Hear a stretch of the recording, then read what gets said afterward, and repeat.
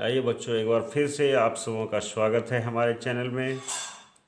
आज हम लोग जानेंगे कि भारत का वह कौन सा राज्य है जिसकी सीमा सबसे अधिक भारतीय राज्य की सीमाओं से मिली हुई है या उसको स्पर्श करती है, और इस राज्य की खास बातें क्या क्या हैं, इन सब चीज़ों के बारे में हम जानकारी लेंगे। ठीक है, तो आइए बच्चों, बिना देर किए वीडियो को हम शुरू करते हैं।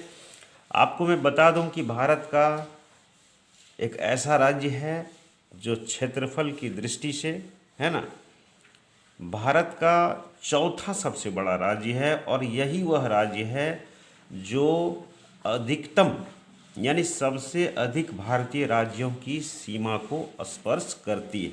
तो आप समझ गए होंगे निश्चित रूप से, यह राज्य उत्तर प्रदेश है। आप देखें, यदि आप इसको ध्यान से देखें तो ये देखिए कि यदि हम एक तरफ से लें तो पूरब की तरफ आप देखिए बिहार की सीमा को ये स्पर्श कर रही है, और उसके बिहार से नीचे आइए तो झारखंड की सीमा को भी ये स्पर्श कर रही है। ये उत्तर प्रदेश है आपका, ये जो ग्रीन कलर है।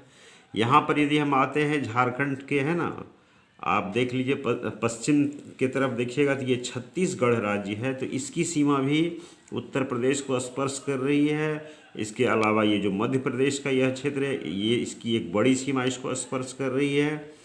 और उसके बाद राजस्थान की सीमा भी इससे मिलती है, यानी इसको स्पर्श कर रही है।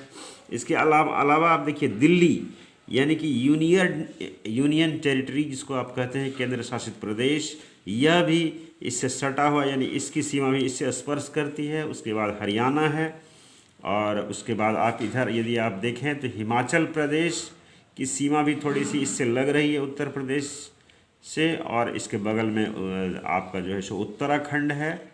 चूँकि यह उत्तराखंड जो तो उत्तर प्रदेश से ही कट करके बना हुआ है, तो इसकी सीमा भी इससे स्पर्श कर रही है। साथ ही साथ आप देख सकते हैं नेपाल है यहाँ पर, तो नेपाल की सीमा है ना, एक देश से भी इसकी सीमा पूरी तरह से लग रही है।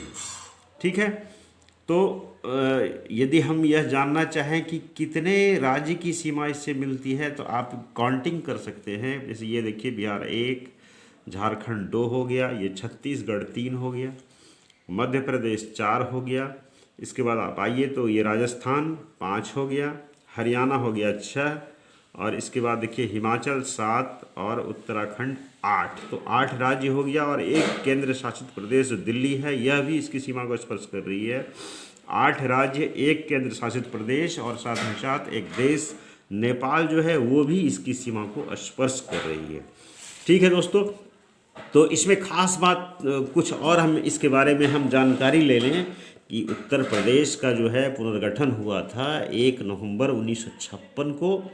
ठीक है, और 9 नवंबर 2000 ईस्वी को इसका विभाजन हुआ था, और इसी से काट कर यह जो आप उत्तराखंड देख रहे हैं, उत्तर प्रदेश को ही काट कर, है ना, यानी कि इसके 13 जिलों को काट करके यह जो है सो स्टेट उत्तराखंड जो है सो बनाया गया था।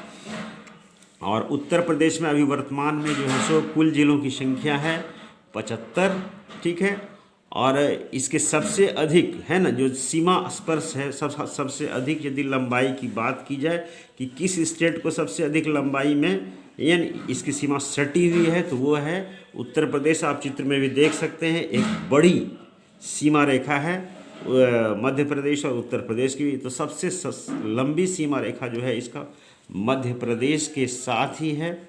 ठीक है, आपको मैं बता दूं कि उत्तर प्रदेश जो है, इसका जो क्षेत्रफल है वह 2,43,286 वर्ग किलोमीटर है। 2,43,286 वर्ग किलोमीटर है क्षेत्रफल की दृष्टि से भारत का चौथा सबसे बड़ा राज्य है। अच्छा, यदि हम बात करें, आपसे पूछा कि सबसे बड़ा राज्य कौन है, तो थोड़ा सा आप इसकी तरफ नज़र आइए।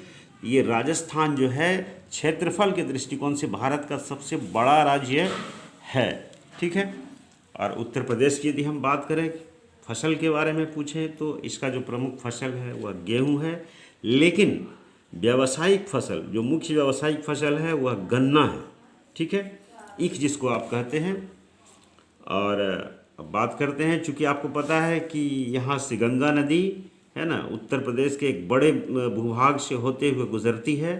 तो आपको बता दें कि गंगा नदी का प्रवेश जो होता है उत्तर प्रदेश में जो है बिजनौर ज़िले में यह प्रवेश करती है, ठीक है, और 28 ज़िलों से होकर बहती है और लगभग 1140 किलोमीटर की दूरी गंगा नदी तय करती है उत्तर प्रदेश में। और ये प्रयागराज में त्रिवेणी संगम पर यमुना नदी से जो है सो मिलती है, ठीक है।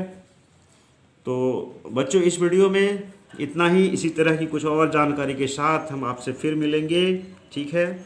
तो इस तरह से इस वीडियो को यहीं तक रखते हैं। बहुत बहुत धन्यवाद।